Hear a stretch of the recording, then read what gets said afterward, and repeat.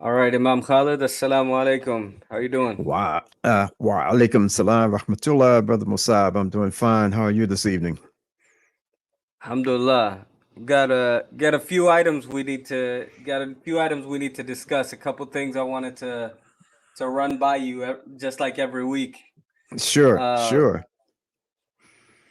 just like every week, I guess we can get right into it. There was It's something that's come up. I've seen a lot of discussion on. There's a lot of these days. What I'm noticing is there's quite a few African American conservative voices, right? Political conservative voices, and a lot of times I've noticed that they have kind of the same talking points about basically attributing the condition of the African American community to the breakdown of the household, um, of the traditional household, the breakdown of the traditional family unit, and then reliance on welfare and things like that. And usually the conclusion is, we got to go Republican and out with the Democrats. I think one of the prominent voices that I was just listening to an interview of yesterday was this radio host turned politician from California, Larry Elder. And then there's a few others. I know you and I are in some WhatsApp groups where there's certain personalities have been shared, and I noticed that you have kind of a balanced approach. You're not for the wholesale endorsement of the right, and then you're also extremely critical of the left. So I wanted to ask your take on it. Like, first of all, are these right wing conservative black voices, are they wrong? Or is there a flaw to their argument? And what about the other side? Yeah, I think it's a tremendous flaw in that argument. And it's not just conservative African Americans who are running to the Republican Party because they see something that is against their values or their belief system, particularly with the LGBTQ issue in the country right now. And it's unfortunate to me that that persons who are African American are using these right wing Republican talking points to try to justify why they have now Republicans rather than and have changed their party affiliation from Democrat to Republican. And I think this is very unfortunate. It's like puppets, and there's a puppeteer who is giving them the words to put in their mouth. And also, I have no doubt, I mean, I haven't seen any with my own eyes, any transfer of funds or monies, but uh, most of the time, these African Americans find themselves more enriched. They're either getting financial remunerations for the words that are coming out of their mouths, for their party affiliation, they're getting some material benefit. Or, as Malcolm had talked about, the house Negro and the field Negro, it may be that many of them are so self hating that just the affirmation that I look at you as a human being by white folks, maybe this is all they need. They don't need any material benefit. But to me, it's a very flawed kind of argument. And it's flawed on a number of different levels. But one of the most ludicrous levels of this party affiliation by conservative African Americans is that this period that we're living in right now is one of the worst expressions of Republican Party politics that I know that I've seen in my entire life. And I'm saying this as a son of the South and having lived through so many um, different reincarnations of the Republican Party over the years, particularly in the South. But I have never in my life, and I don't think anyone can say that they've seen a party that is not only racist and anti Black and anti immigrant, but it's also anti democratic. I mean, this uh, person, I guess he's a human being, but this person, Donald Trump, is espousing a rallying call that's bringing all of these Republicans to the point of being against the democratic process itself. Let's overturn the election. Let's gerrymander. I mean, gerrymandering and the lengths that these folks are going to try to disenfranchise, particularly African American people today, is just outrageous. We have a lieutenant governor here in North Carolina. I've forgotten what this guy did before he ran for office. It's an African American, last name Richardson. I can't remember his first name.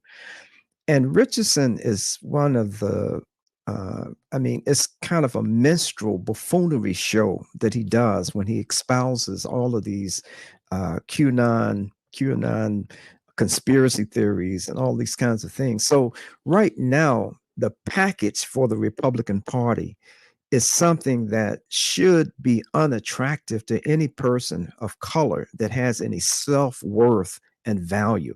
I can understand. I'll give you another example. I had a brother that I've known for a lot of years, Muslim brother, approached me the other day and started talking about he was rationalizing Trump's behavior and his rhetoric. And he was saying that because he was a business owner, and all of the tax benefits that he would get from Republican policies in the name of his personal enrichment and keeping money that would normally be going to social services and just a lot of different things other than defense, that he was considering becoming a Republican. And I was really shocked to the point that I didn't even address it because it's just too long a conversation for someone who espousing the belief in Allah subhanahu wa ta'ala and following the sunnah of the Prophet Muhammad sallallahu alaihi wasallam to support any group of people who are uh, just so obviously racist, just anti-human being, anti-poor, just so to become a Republican, a black Republican at this point in history in the United States is, to me, it's an absurdity. It's something that cannot be justified, no matter how articulate the spokesperson for their newly found republicanism, you know, no matter how they can justify it, it's just it's nonsense. It's absolute nonsense. But what would you, is there any merit to not the conclusion, but the underlying claim that I think one of the issues is that, with the argument is, well, look at all the progress that's been made, right? I mean, I don't have the exact statistics off the top of my head, but they say like around 1965 or 1970, the amount of African Americans living on or below the poverty line compared to today, where it's a massive difference, and you have all these black CEOs. But then again, drive through some of these neighborhoods like I'm familiar with here in Dallas or in Houston. I mean, yeah, you might have you might have a good amount of African Americans who are living above the poverty line now, but there's still a lot of depressed communities, like economically depressed, and then you have the whole mass incarceration system.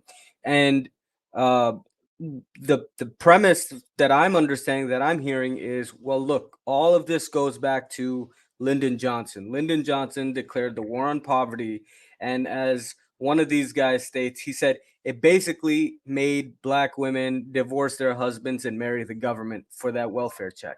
Those are his exact words, right? And that is kind of like, that's what he's saying, that basically it's the destruction of the family unit. And then they have these statistics about how at a certain time the African American community, majority of the children were living with one or with both parents. We're living in a basically a stable household, whereas now in many of these poor communities of color, the households are broken up. So is there any, I mean, I think there is validity to that, but I think that is that really the cause, the Lyndon Johnson's war on poverty, or are there other factors that these people are conveniently ignoring?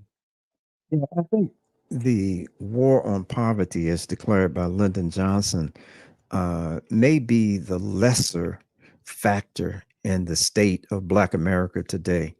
As a matter of fact, I want to quote, one of my favorite guys, Malcolm X, and he was posed a similar kind of question. And his response, when this Black journalist was saying to him, Malcolm, there's been so much progress. We have a civil rights bill, we have all of these things now, and public accommodation and all of these things.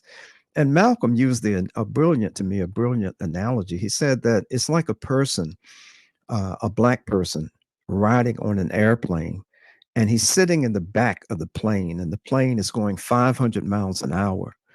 And then the plane gets to a certain point and it starts going 1,000 miles an hour. Even though the plane has doubled its speed, you're still sitting in the back.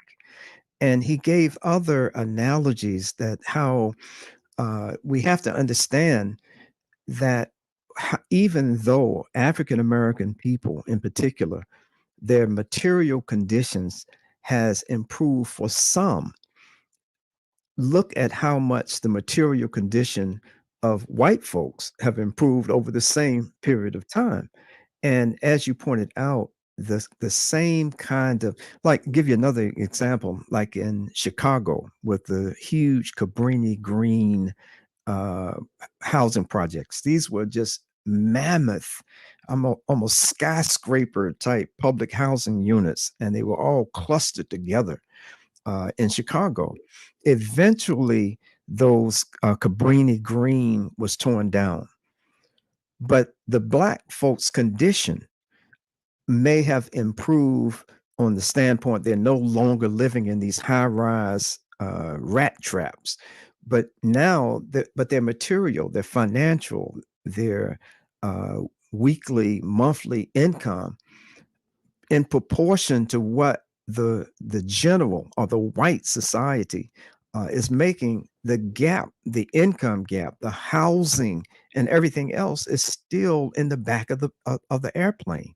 The society itself has advanced materially, but still at the bottom of the barrel, you find African American people, and this is just statistically borne out, even to the point that the wealth gap in the United States today, I've read a number of different numbers, but so I won't quote any one because I just haven't done the research to come to a firm conclusion. But I've read a lot of different numbers, and there have been a lot of quotes. But the wealth gap today is worse. It's the wealth gap between white folks and African American Black folks is much greater today than it was in the 1960s under the system of segregation that we were living in prior to this. Um, the the legal separation, but so very little has changed in my humble opinion. No one wants to go back to this pre-legislation of the Johnson administration and others, president and state legislation. No one who wants to go back to that period. But by the same token, the wealth gap remains is even greater today than it was during the time of Lyndon Johnson and the subsequent presidents and other government officials. Yeah, I think, and I think another thing is just this mass incarceration mammoth. I mean, uh, there's a middle school principal that we work with here in Dallas. She oversees a school that has students who live in 19 different low income housing projects. And when I was discussing this with her, she said and she calls her students her babies. She said a lot of my babies, they have only one parent at the house because the other parent's in prison. And she's like, if those get if and she knows a lot of these parents, and she said if they weren't in prison, then they'd be at home with their kids. It's just that, I mean, I feel like that's one of the things that these right people who are flocking to the right, I think that's one of the other things that they ignore.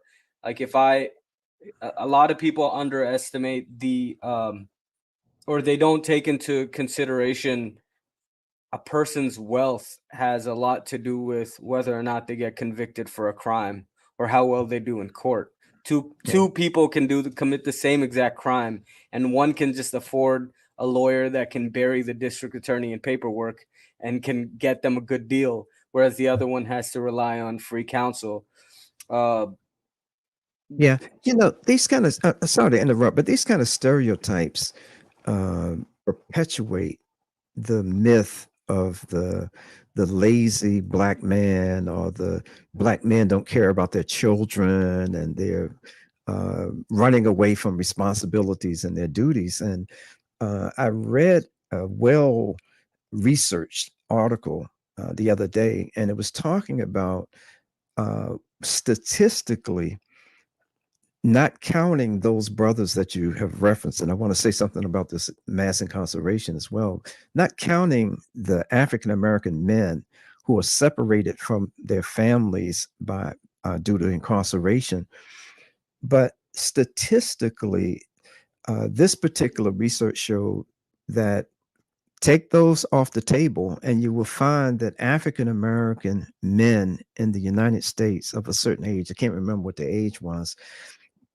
statistically are more inclined to try to be in the life of their children, even compared to any other population. And so it's it perpetuates a stereotype of the lazy, shiftless, don't care about his family, African American man. This black man is just, he doesn't care about his family. That is a myth.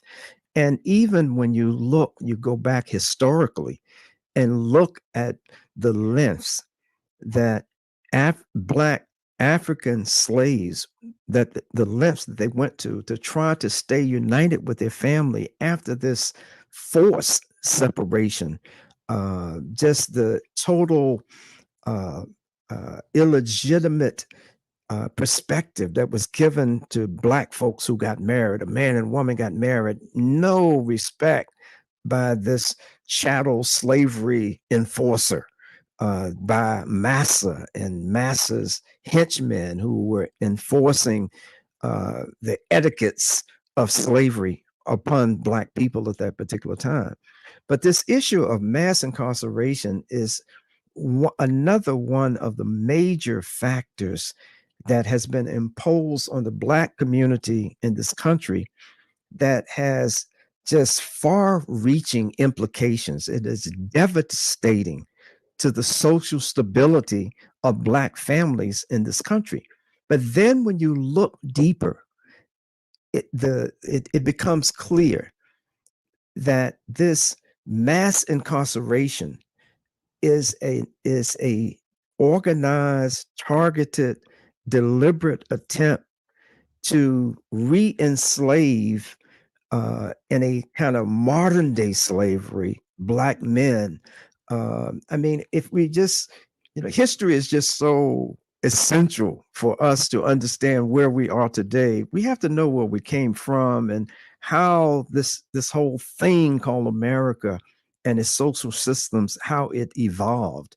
And so uh, mass incarceration is no different than convict labor after the legal, on paper, abolishment of slavery in this country. Then it's just you come up with these black codes. You incarcerate black men for walking down the street or spitting on the sidewalk, and they're leased out to corporations. Some of the major financial institutions that we have today were beneficiaries of this convict labor in post slavery, chattel slavery days in the United States. And a lot of their wealth was continued, not the way it was in slavery, but in some instances, it was cheaper to lease these people who had been unjustly incarcerated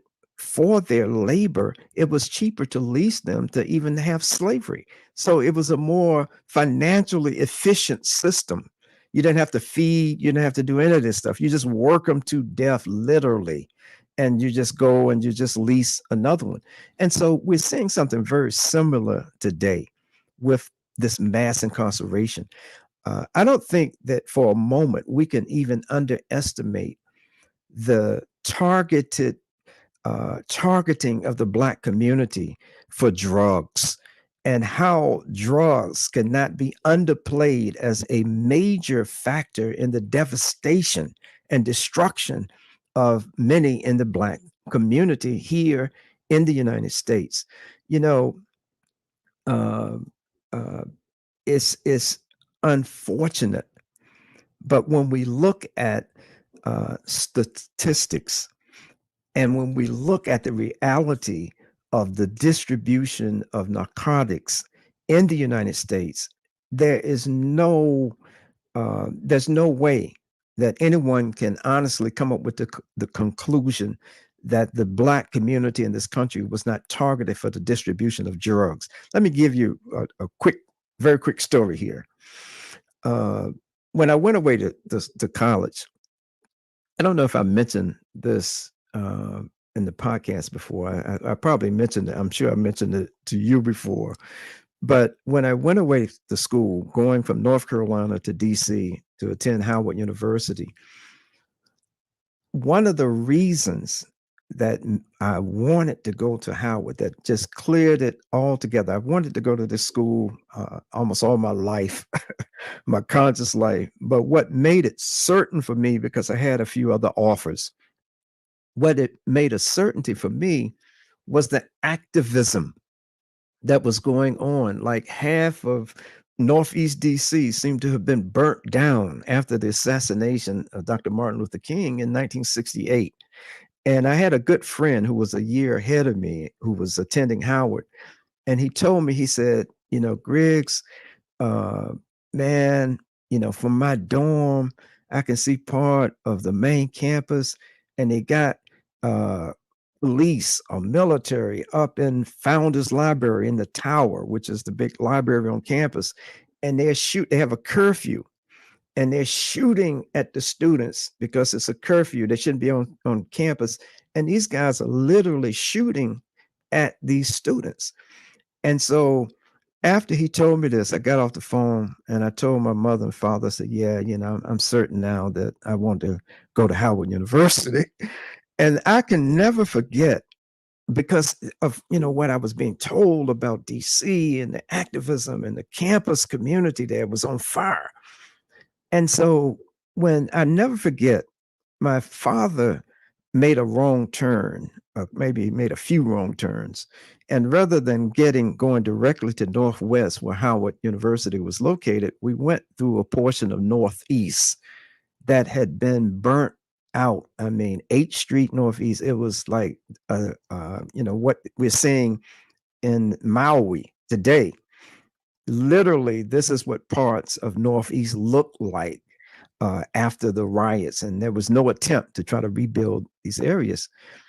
But what caught my eye even more were the number of African American men and women, particularly men, who were slumped over in front of these burnt out buildings, all the way going up to Howard University.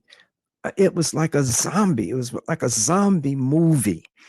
And what the socially conscious brothers, when I got on campus and, over the period, talking to people and hanging out with the Panthers, early on, starting in my freshman year, I didn't join, but hanging out with them, they were telling me that this drug dumping was to narcotize the Black community, that this is what derailed. It was a major factor in derailing the Black freedom struggle. Dump the dope in the community, and a whole different set of realities grow from this. And included in that is the destruction of the Black family. But at the time when this dope was targeted and dumped in the community, and there have been so many uh, uh, issues of documentation of this. I think of his name in a minute, but the big drug dealer on the West Coast, um, in San Francisco. He exposed, because he was their man. For some reason, I can't remember his name, but he was the man to dump heroin and then cocaine in the African American communities. He was the big guy. He was protected by the government on different levels to be the biggest distributor of these drugs in the black community. It's okay, make your money, but just keep it within the black community.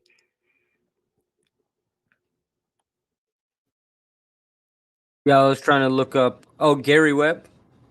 Yeah, Gary Webb was the author that wrote about it. Yeah, Yeah, he wrote about it, but I can't remember the name of the that was in what for some reason I can't remember that. It'll come back to me, inshallah. That's what age I does for remember you. Webb. I think, yeah, Michelle Alexander had written, had cited to, had talked about the several people that had came out, CIA involvement and all that stuff. I mean, for Yeah, a long time, if you made a claim like that, you were called a conspiracy theorist and a right, kook, and then right. and now it's fact, but it's. I mean, I think the a really big problem is that people literally just don't know about this stuff, even though I feel like 13th, which is a great film that covers this stuff, and then people, authors like Michelle Alexander, they've written about it, but I feel like it's still something that we don't pay attention to. uh you mentioned that dumping the drugs in these communities, and a lot of times in places like Cleveland and Pittsburgh, the drug dumping would occur at the same exact time that factories close down, and people are just hardworking family people are now out of work, and then you drop drugs into that community. It's vulnerable when they're vulnerable, and then you just throw the cops in there. Because if you look at all these statistics, I mean, you can even just think from your own anecdotal evidence, the drug usage is not restricted to one community. All communities use drugs, and but for some reason, the African American community and increasingly the Latino community, they're the people who are in jail for the drug use, or drug related charges. And I think one of the things that people also underestimate and don't realize is when slavery ended, the U.S. economy collapsed, and then it was basically rebuilt. And if the mass incarceration system, if leasing out prisoners to do free labor or labor at 30 cents an hour or whatever they get paid, if that stops today, the US economy is going to collapse again. I mean, there's just so many markets are dependent on this. And one of the things that I think I've tried to do, but I feel like, we haven't done enough and we need to do a lot more of, is uh, when in the Muslim community, when we are discussing the lives of the prophets, alayhi salatu wasalam, and especially two prophets in particular, the Prophet Muhammad sallallahu alaihi wasallam and the Prophet Musa alayhi salam, the Prophet Moses. I feel like when we cover their lives, specifically with what they did, how they fought the injustice, and uh, in the Prophet Muhammad, peace be upon him, in his example, how he basically dismantled the unjust system. In that lesson, we need to include this history lesson. I know that you've talked about it a few times, but if you could contextualize it, because you are a student of the Quran, and I know this is your eyes light up when you talk about the Bani Israel and the Right. Prophet Musa alayhi salam. So from that perspective, if someone who is a student of, if someone is visualizing this from that perspective, knowing the what Islam has imparted on us through the examples of the prophets, how they fought the oppressors and the tyrants, how they stood for the slaves and the masakin, with that perspective, where should the Muslim community in America be prioritizing fighting against this mass incarceration system? That's a very good question, and is you that was an excellent commentary around the point that you were making. You know, it's a very um, to me, I found it very disheartening to a certain degree for the years that I've been Muslim, to talk to many of my Muslim brothers and sisters, and they have absolutely no clue. Their imaginations left alone are not able to just create scenarios like what we're talking about. Like, how can you talk about the best country on the face of the earth? I mean, how can you be so upset when you have benefited from, what this country has to offer, and you know people in your family have benefited? So what are you upset about? And this is where it's so important that the lens that we look at our societies through must be through the lens of what Allah subhanahu wa ta'ala has given us. Like, He's given us Islam, not just for the Muslims, but it's for all of mankind. The Prophet Sallallahu Alaihi Wasallam, being the Khatam Nabi'in, the seal of all of the prophets, his example was set. And as you said, as you so clearly, lucidly pointed out, that the role that the Prophet Muhammad Sallallahu Alaihi Wasallam played in the Meccan society, which was a blueprint that, in my opinion, all of us should take whatever, brain cells and intelligence that we've been blessed with to try to apply the same principles of opposition to oppression and just taking advantage of people that the Prophet Muhammad did. We have to embrace and adapt, not just how we pray or the methodology of fasting or Hajj, but if Islam is anything, it's about establishing a just society. And that just society begins with the individual. Don't oppress yourself. Don't be a self oppressor by doing things that are causing you first to incur the anger of Allah. And if Allah doesn't forgive you, you're going to be punished for this stuff. But also look through the lens of Islam and what the Prophet Muhammad and what all of the prophets did. They were not supporters and silent bystanders to oppressive systems. And what they got in trouble for doing is, like in Mecca, for as an example, Mecca, the most liberal city, probably city for religions, probably in the history of mankind. The Meccans didn't give a 2 cents. Whatever anybody wanted to worship, you want to worship a rock, stone, twigs, an elephant, whatever you want to worship, it's okay, as long as you pay for the uh, privilege of putting what you're, it's facsimile of what you're worshiping in or around the Kaaba. But so that was the root. Who are you? Whose guidance are you following? But the Prophet Muhammad and the Prophet Musa in his time, they addressed the social condition of the people. It's very hard, if not impossible, for people to concentrate on higher ideals of life when they can't feed their baby. Their babies are crying, being bitten by rats, like they are in so many places in this country, literally. And we think that they're supposed to be able to overcome all of these things on their own and not recognize that when a racial capitalistic blood sucking system is imposed on the land, that those folks who are not a part of making the money, they're generating money through their almost free labor and all these other things, but they're not beneficiaries of all of the wealth and all of the advantages that come along, that should come along with living in a wealthy society. So the Prophet Muhammad, the Prophet Musa, they address these issues.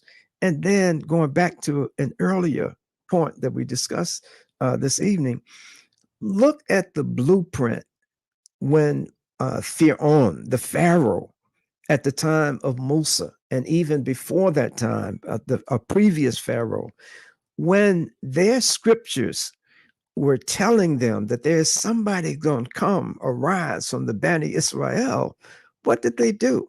Okay, first, just let's just get the oldest male from these families, right? Just take them out and then take out all of the males because they realize, these oppressors realize that if you remove the male from the society, and I'm not saying this from a chauvinistic standpoint, but it's a reality. If you take the man out of the household, take the man out of society, and they went to the extent, well, we don't need their labor, so we just gonna cut them out. We're gonna kill these dudes. A similar thing is going on in the society, American society today. And it is incumbent upon any of us, in my humble opinion, who say that we believe in Allah subhanahu wa ta'ala and the last day, that we're following the sunnah, the tradition, the way of the Prophet Muhammad sallallahu alaihi wasallam, to ignore the conditions. Let's look beneath the surface. What is the root cause?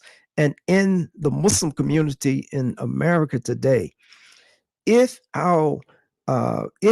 it was our intention to get at the root cause of these bad conditions, living conditions and environments that we see in society today, it may mean that we'll lose favor with some of the people who are benefiting from the oppressive side of the system. I'm not trying to say by any means that this is a society that everybody should, go back to your home country or go somewhere else to leave. No, we are here. This is our country as much as anyone else. Blood, sweat, and tears have been invested. We have fertilized the ground with our dead bodies. We have fertilized the soil with the blood, our very blood in this country. So there's nowhere to go. This is our country. And I'm talking about the descendants of African people. And I'm talking about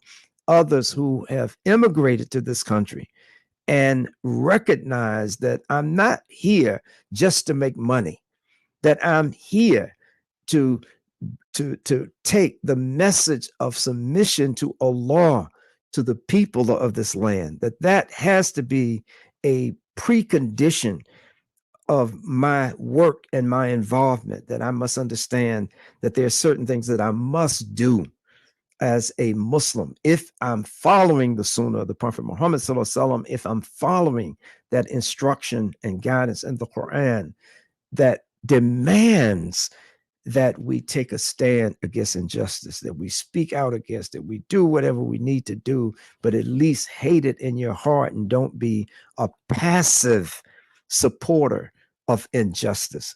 And I think by any evaluation, when you look at the racial capitalism and the militaristic combined with the militarism of this country, you have to say that, I don't know much, but I think something we can do better than what we're doing. And the doing better is the liberation of the minds and hearts of each other, starting with ourselves. The offering, the example of how Islam is a liberating force for the people, and it even liberates the oppressors, because now, rather than worshiping themselves and just trying to see what they can get, what they can drain from other people, now they are worshiping Allah, and they have a system of guidance to follow and to institute in their lives. Yeah, I mean, I think it gives us a lot to think about, and I think that's one of the things that we as a Muslim community need to prioritize a little bit more. Um, we can't make the excuse that we don't have the ability to do anything, because time and time again we've seen the Muslim community, you know, rise up and address certain things. We saw it with these unjust wars that were declared against the invasions of Afghanistan and Iraq. We've seen um, all these protests against Palestine, even though, I mean, despite our protests and our efforts, we're unable to, greatly impact the situation. But still, I mean, we're making the effort, right? We're doing what we can and leaving it to Allah subhanahu wa ta'ala.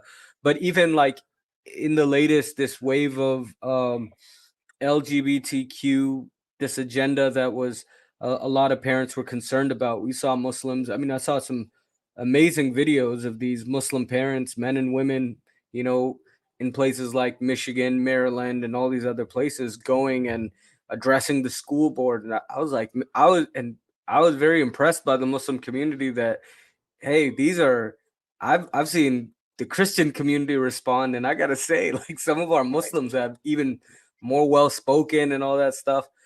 Hmm. But this just, so we have the capability, but this just doesn't seem like a priority for us. I mean, I haven't heard of one Muslim led or initiated mass protest against mass incarceration. I mean, we've tagged along to, a few of these protests in the wave of like one of these unjust killings of these young black men that happens. We've seen some Muslims participate in that, but I think this is something that we need to prioritize. I'm hopeful after seeing the immense response from young people throughout the country on the Imam Jamil, the students for Imam Jamil situation. That we saw a lot of young people who were motivated by this. So I'm hopeful that this next generation of Muslims can be a little bit more. I don't want to say courageous, but uh, courageous to do something about standing against this mass incarceration. Um, But before our time completely runs out, let me yeah, mention that I noticed that you have on a shirt that says Muslim Alliance for Black Lives, Mabel. And this is a group that we hope uh, to be able to be involved in trying to get the Muslim to help refocus the Muslim attention and to put different priorities and have priorities. As a matter of fact, I have something that I've written up that I haven't shared with anyone yet. Muslims against mass incarceration, and that I got to look at my notes because I wrote it a while ago.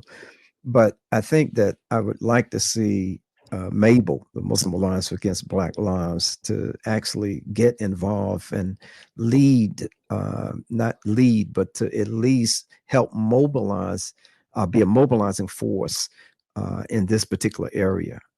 It's very good that we attend to the needs of our brothers and sisters while they are incarcerated, but it takes yeah, more than that. We have to go beyond just supporting folks and oftentimes doing things that these various Department of Corrections should be doing anyway. yeah, So yeah, we got to go beyond that. So I'm with you 100% with that. yeah. The problem is a lot of these conservative states, they believe in, I mean, in Texas, they very openly said, listen, our job is just to clothe, feed, house, and guard the prisoners, and if one of them escapes, shoot them. Our job isn't to rehabilitate them. That's the church's responsibility. And uh and and so I think that's a big problem. I think in October, inshallah, when we start bringing on guests, the list of guests that we have obviously is a lot of people from Mabel. Definitely, I think we have a lot of brothers who have done time on the inside and are very passionate and have a lot to share on this. So I think that's one of the things we can utilize this platform for, is giving a lot of these brothers, their story needs to be told. So inshallah, I think in October, when we start bringing on guests, that's one of the topics that for sure we'll visit. But Absolutely. so for now, I guess we can go ahead and close this thing out until next week. So Okay. jazakumullah khairan, Wa and yakum. assalamu alaikum. Wa alaikum salam wa rahmatullah.